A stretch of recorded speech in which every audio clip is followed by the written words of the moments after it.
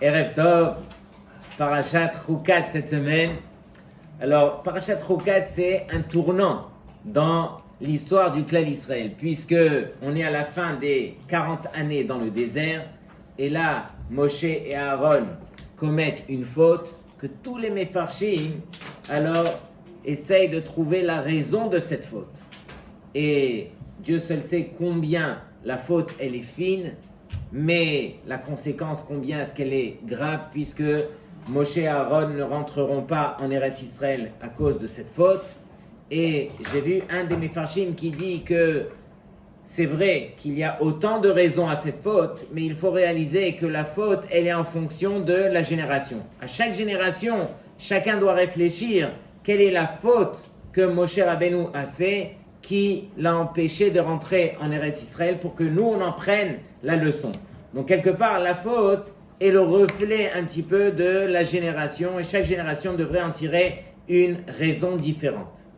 On ne peut pas parler de Parashat Chukat sans effleurer le pasouk suivant, Zot HaTorah, comme ça le pasouk nous dit, voici la Torah, et tout de suite après, Adam qui yamut be'ohel, qui veut dire lorsque un homme yamut, il mourra be'ohel dans une tente. Ici, on va parler concrètement des lois de Touma et Tahara, de pureté et d'impureté, mais dans ma Sechet Brachot, on tire une dracha qui est tellement connue. En divrei Torah mitkayemin. Pourquoi est-ce qu'on a parlé ici de divrei Torah et après on parle de celui qui va mourir dans le Ohel? En divrei Torah mitkayemin ela bemi shememit atzmo alea. Donc les divrei Torah ne pourront subsister, ne pourront exister que pour celui qui sera prêt à mourir pour les divrei Torah. Sous-entendu qu'il y a un prix à payer pour la Torah, qui est même de vouloir mourir pour la Torah. C'est-à-dire qu'on se sépare de tout ce qui est de ce monde-ci, justement pour le bien de la Torah. Sur cela, Rav Meir Shapira Milublin, il pose une énorme question. Il dit comme ça, il dit Imadan memit atzmo à la Torah. Si un homme, il est prêt à se tuer pour la Torah, Ketzad mitkayemin bo divrei Torah. Comment est-ce que les divrei Torah vont subsister, vont exister? Si lui, il va mourir pour elle, comment est-ce que les divrei Torah qu'il va étudier vont subsister? Et c'est même marqué Lo hametim yalleluya, qu'on ne pourra pas servir Hachem si on est mort, si on est met. Alors sur cela, il répond la réponse magnifique que ici on parle de celui qui va se tuer pour le chinour de ses enfants. C'est-à-dire que on parle de celui qui va fournir les efforts et qui fera tout dans sa vie justement pour permettre aux enfants de réussir dans leur chinour au niveau de Torah. C'est-à-dire que en Torah mitkayemet ela bemi shememit atzmo alea, c'est uniquement celui qui va se tuer pour pouvoir transmettre cette Torah à ses enfants. Et tout ce qu'on fera pour le chinour des enfants, alors ça s'appelle vraiment se tuer, s'efforcer pour transmettre cette Torah. Sur cela, alors dans ma Sechet Ta'anit, il est marqué Shlosha Parnasim, il y a 3 manhigim, 3 dirigeants du peuple juif, Tovim Amdou le Israël. Il y en a 3 comme on les connaît, Moshe, Aharon et Myriam, de la même famille. Sur cela, la Gemara nous dit que les 3 nous ont apporté une matana tova. Quels sont les 3 cadeaux? Alors, il y a eu le Be'er de Maïm grâce à Myriam, il y a eu les Anane Kavod grâce à Aharon et la manne grâce à Moshe. Et sur cela, on demande, mais Moshe qui était le grand d'Israël, pourquoi est-ce que uniquement par son srout à lui, il n'a pas eu le mérite d'avoir ces 3 choses réunies? Le puits, les Anane Kavod et la manne. Sur cela, on dit que non, que chacun d'entre eux a joué un rôle vraiment spécifique, a joué un rôle qui est vraiment à part entière. Et Moshe Rabbeinu, justement, n'aurait pas pu emmener ces 3 choses. Et on verra au travers du shiur que, éventuellement, lorsque Myriam est nifteret, c'est là que, juste à ce moment-là, ils ont manqué d'eau. Tout le temps que Myriam était là, alors l'eau était présente. Myriam est nifteret, l'eau a disparu, donc on verra un petit peu quel était le rôle que Myriam a joué. Justement, c'est un petit peu le sujet de ce soir. Shim'una Hammorim. Donc on va parler quelque part de ceux des rebelles qui se sont révoltés dans le désert et qui ont demandé de l'eau de manière telle à ce que Moshe Rabbeinu a dû vraiment les gronder. Donc on va revenir un petit peu et vous allez comprendre. Si on remarque bien, les Béné Israël, lorsqu'ils sont sortis de Mitzrayim, ils ont passé 30 jours dans le désert, les premiers 30 jours dans le désert, et là, il n'y avait pas d'eau. Il n'y avait pas d'eau, ils ont commencé à se plaindre, et là, Akadosh Baruch Hu, il se tourne vers Moshe, et il lui dit, regarde, il y a un rocher, Veikita et Tatsour, et tu prendras donc le bâton, et tu vas frapper le rocher, de là sortira de l'eau. C'est comme ça que les Béné Israël ont eu de l'eau au départ.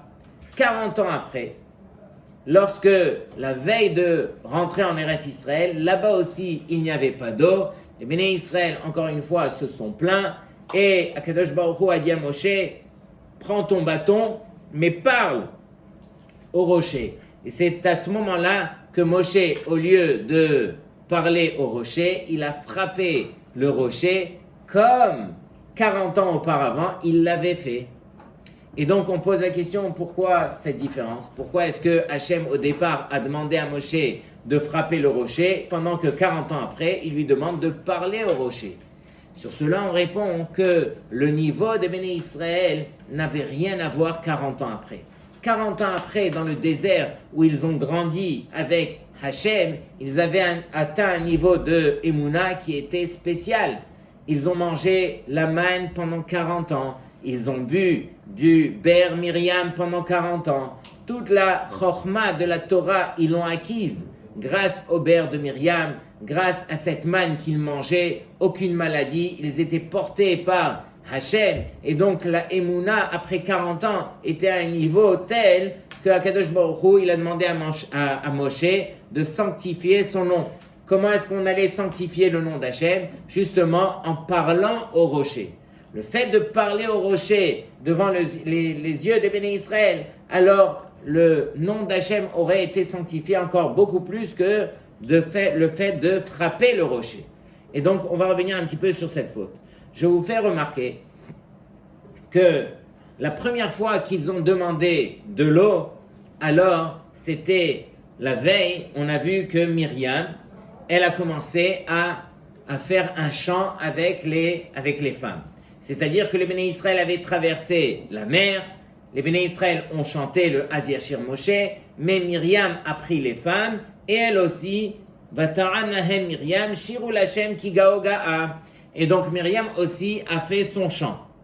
Ensuite, ils ont traversé donc la mer, et ils sont partis dans le désert, et on sait que on ne peut pas rester dans le désert plus de 3 jours, ou peu importe dans le désert ou pas, mais on ne peut pas rester sans eau pendant maximum de 3 jours. Après 3 jours, l'omatz umaim, ils n'ont pas trouvé d'eau, vayavo marata, ils sont arrivés dans un endroit qui s'appelait Mara, et justement on a appelé cet endroit Mara parce qu'ils ont trouvé que l'eau, elle était amère.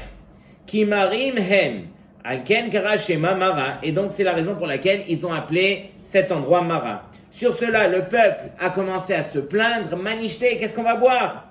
Et donc, Moshe Rabbeinu, il a commencé à prier à Hachem. Hachem lui a demandé de prendre ce hetz. Il avait un bois qu'il devait jeter dans l'eau. Une fois qu'il a jeté le bois dans l'eau, alors vaim teku amaim, et donc les eaux, ils se sont adoucis, et donc le peuple a pu justement voyager. Ensuite, ce n'est pas terminé. Quelque temps après, alors là, les Béné Israël, encore une fois, ils sont revenus devant Moshe Rabbeinu et ils ont commencé à se plaindre justement parce qu'ils n'avaient pas d'eau. Vayitzak Moshe el Hashem. Moshe il s'est tourné vers Hashem et justement, qu'est-ce qu'il a dit? Ma'ese la ramazé od me'at uskaluni. Encore un petit peu et ils vont me lapider. Ils n'ont pas d'eau.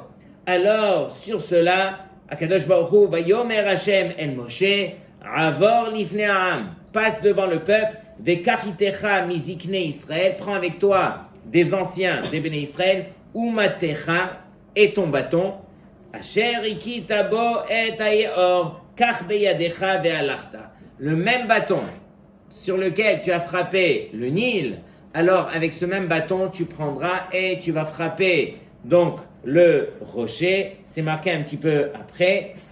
Hineni omed lefanecha sham alatzur bechorev veikita batzur, et tu frapperas sur le rocher veyatzeu mimenu ma'im veshata'am, et donc l'eau sortira et donc le peuple pourra boire enfin de l'eau. Donc on voit de là que à partir de là, pendant 40 ans dans le désert, Moshe a frappé sur ce rocher et c'est ce même rocher qui les a suivis pendant tout le temps dans le désert qui les a abreuvés d'eau, et donc c'est justement ce Be'er Miriam.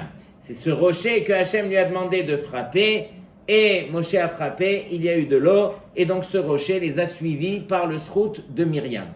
Arrive notre paracha et là on voit que Myriam est Nifteret. Il est marqué Vatamot sham Myriam vatikaver sham. Et donc Myriam est Nifteret là-bas, on l'a enterré là-bas. Et tout de suite après, regardez bien, c'est marqué Velo hayam ma'im la'eda vaika'alu al Moshe ve'al Aaron. Et il n'y avait pas d'eau pour l'assemblée, et donc quelque part Moshe et Aaron ont rassemblé donc les gens. Mais remarquez bien, tout de suite après qu'on ait dit Vatamot sham Myriam, il y a le Vav Achibour, le Vav qui réunit les deux idées. Velo hayam ma'im la'eda, il n'y avait pas d'eau pour l'assemblée. Myriam et Nifteret, il n'y avait pas d'eau.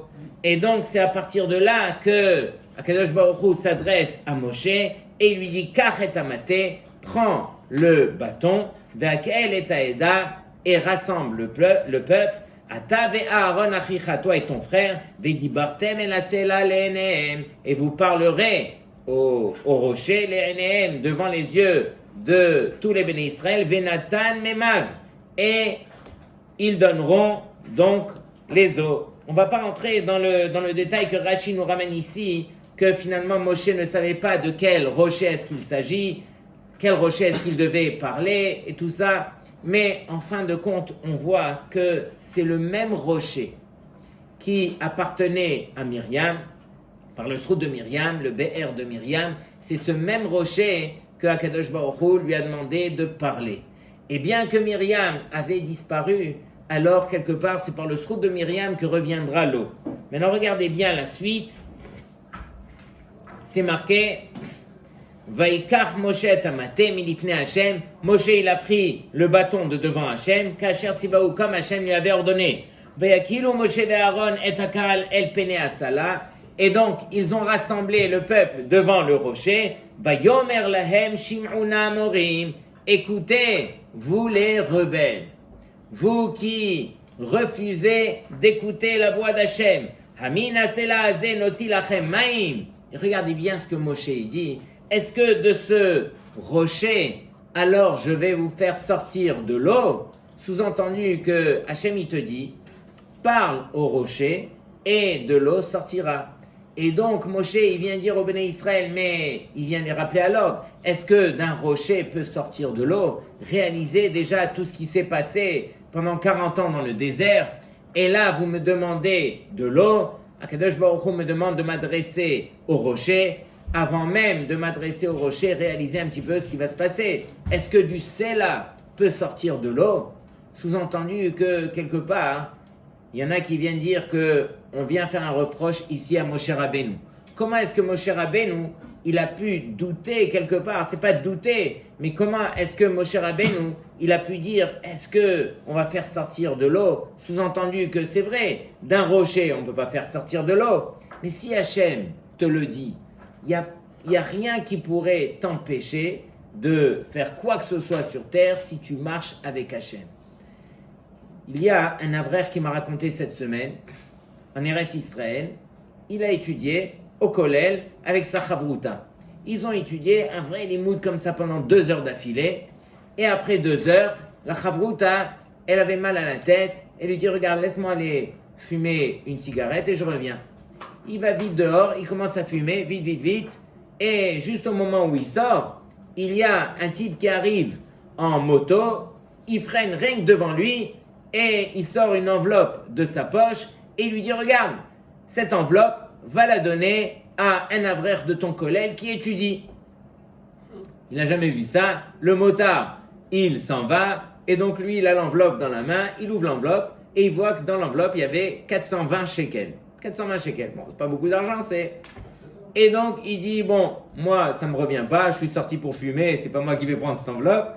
Il rentre au kollel, et là, il commence à regarder tous les avrechim, et il en voit un qui est à fond dans son limoud et tout.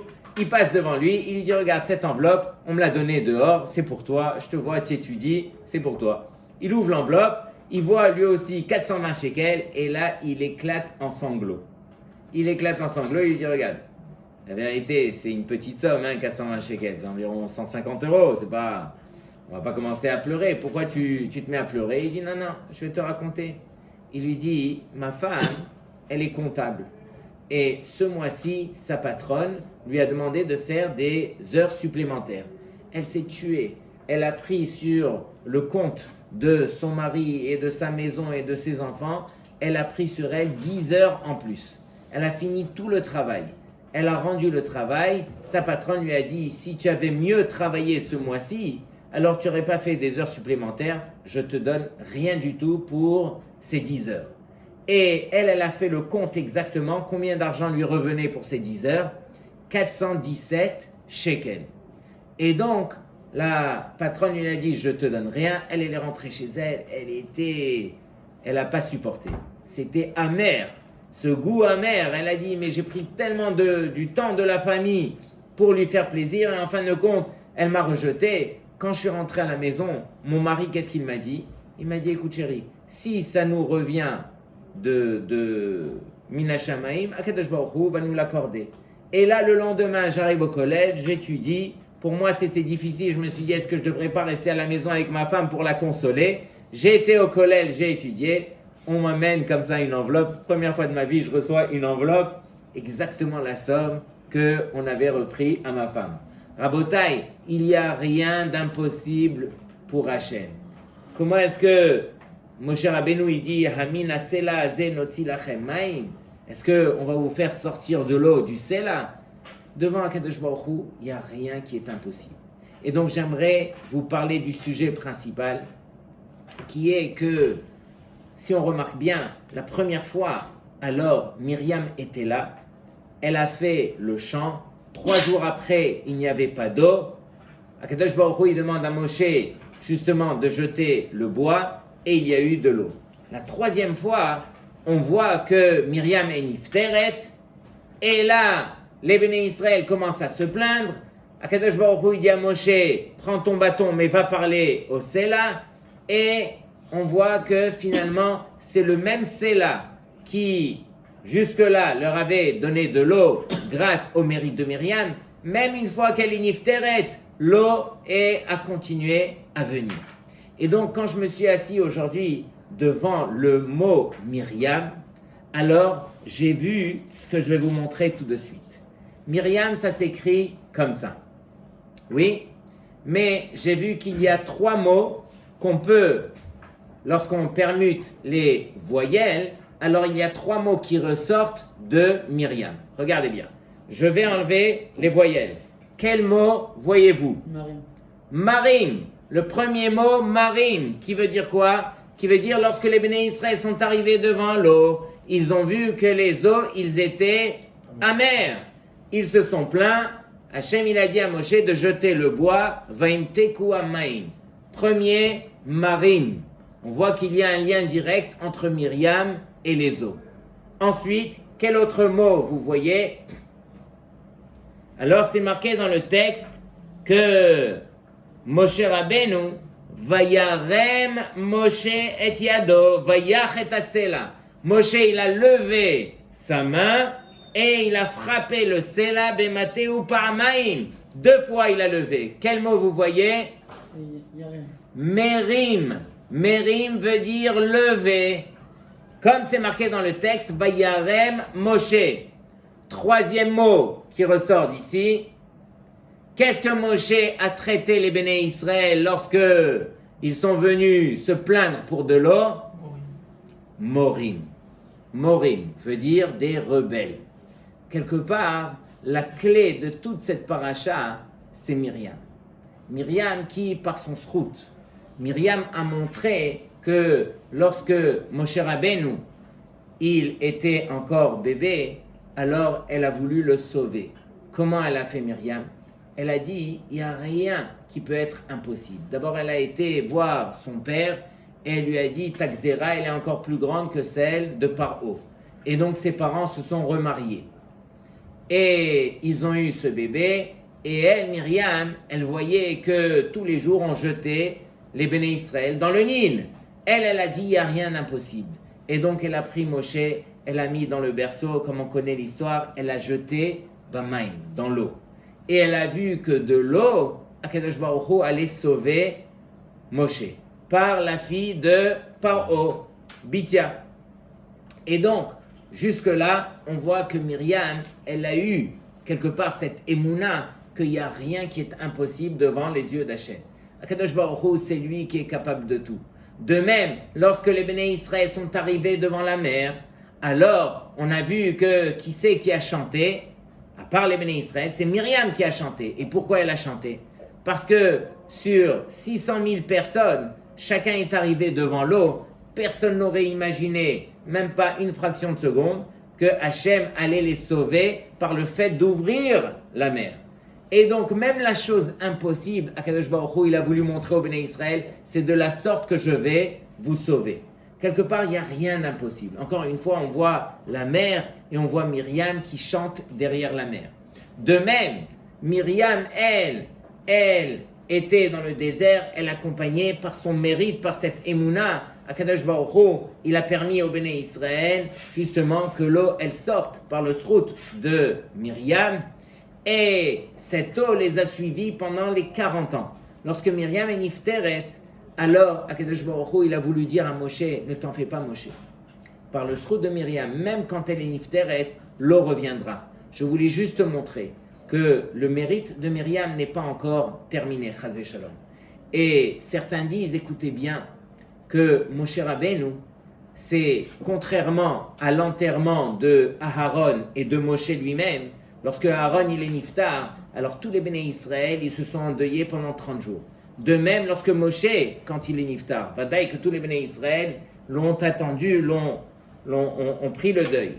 Mais lorsque Myriam est nifteret, alors, comme je vous l'ai lu dans le pasouk, c'est marqué directement que Vatamot Sham Myriam Vatika Sham. Elle a été enterrée là-bas. Tout de suite après, Velo Hayamaim Laeda Vaikalu al Moshe al Aaron, c'est là qu'ils se sont plaints. Mais vous n'avez pas pris le temps de vous endeuiller pour Myriam. Qu'est-ce qui s'est passé avec vous, les Béné Israël? Quelque part, Moshe Rabbeinu, il a été très affecté par la mort de sa grande sœur Myriam, qui a tout fait, qui a tout donné pour Moshe Rabbeinu.